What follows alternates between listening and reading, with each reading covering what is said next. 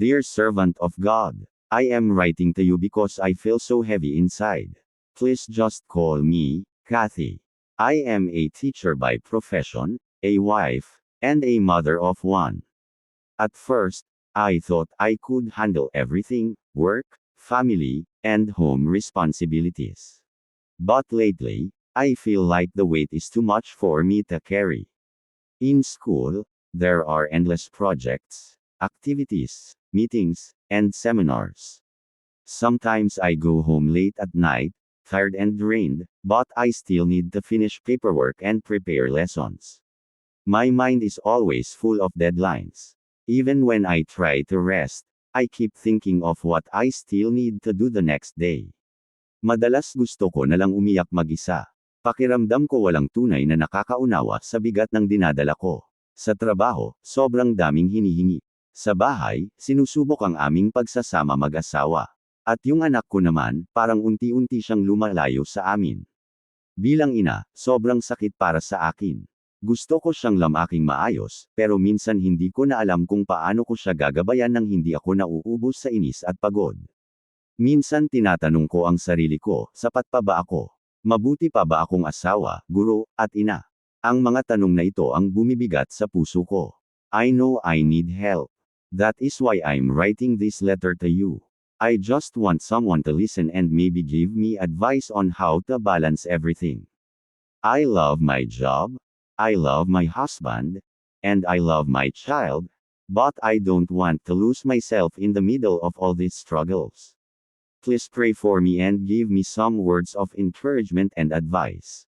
Sincerely, Kathy. Response ni Servant of God.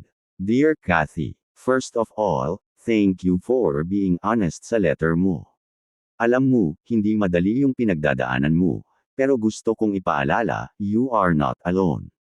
Maraming nanay at asawa ang nakakaramdam ng parehong pressure, pero hindi lahat nagkakaroon ng lakas ng loob na mag-open up. That already shows you are strong and humble. Tungkol naman sa work mo, learn to manage your load. Hindi lahat ng bagay kailangan perfect. Do your best. But remember, your worth is not based on deadlines or seminars. You are valuable because God made you, not just because of what you do. Tungkol naman sa asawa mo, communication and prayer are your greatest weapons. Kahit may tampuhan, huwag patagilan. A simple, I love you, or, sorry, can heal wounds faster than long silence. A Christ-centered marriage is stronger than stress. Sa anak mo, huwag mong isipin na failure ka. Rebellion in kids is common, pero tandaan mo, love and consistent guidance will always leave a mark on his heart. Even if he seems far now, your prayers can reach him where your words cannot. And Proverbs 22:6 remind us, train up a child in the way he should go, and when he is old, he will not depart from it. KJV. Kathy, huwag mong kalimutan na ikaw ay mahal ng Diyos. Hindi siya bulag sa pagod mo, at hindi siya bingi sa mga iyak mo. Jesus himself said in Matthew 28:11, Come unto me, all ye that labor and are heavy laden, and I will give you rest. So take courage. Rest in His presence. Allow God to renew your strength day by day. Through worship and Bible study. One step at a time, one prayer at a time, you will see breakthroughs in your family and in yourself. I offer a simple prayer for you. Heavenly Father, I lift up teacher Kathy to you. Strengthen her heart, bless her work, and fill her life with peace and joy. Guide her steps daily, protect her family, and let your favor surround her always.